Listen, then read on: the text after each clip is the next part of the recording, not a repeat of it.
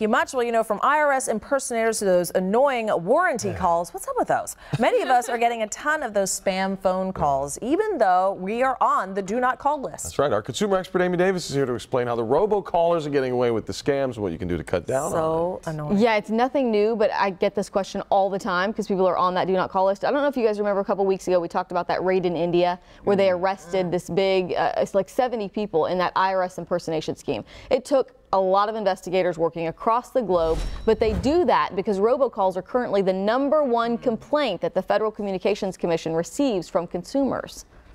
Heard from Rachel from Card Services. She's a human-like robot who wants your money. A couple years ago, the scammers did not sound like Rachel from Card Services. They sounded like people that were scamming you. Attorney Billy Howard says the scam is easier than ever to pull off with a laptop and automatic dialing machines that use voice-over internet phone systems. I can call literally 1 million people a day using an auto dialer that costs me about $900.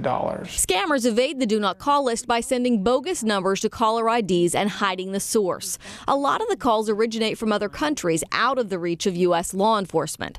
It's so bad the government convened a robocall strike force of companies working towards a solution, but its first report won't come out for weeks. So what can you do now?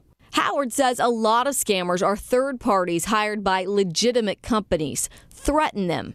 I'm calling the FBI on you. Right when I hang up this phone, I'm calling the FBI, and then do it. The FCC says don't answer a call from a number you don't know. If you do accidentally answer, don't hit numbers. That just lets the robot know a human answered. Register your landlines with the FCC-approved website Nomorobo to screen incoming numbers against a database of known spammers. Nomorobo is available for Androids and iPhones with iOS 10, but because of demand, there's a waiting list right now.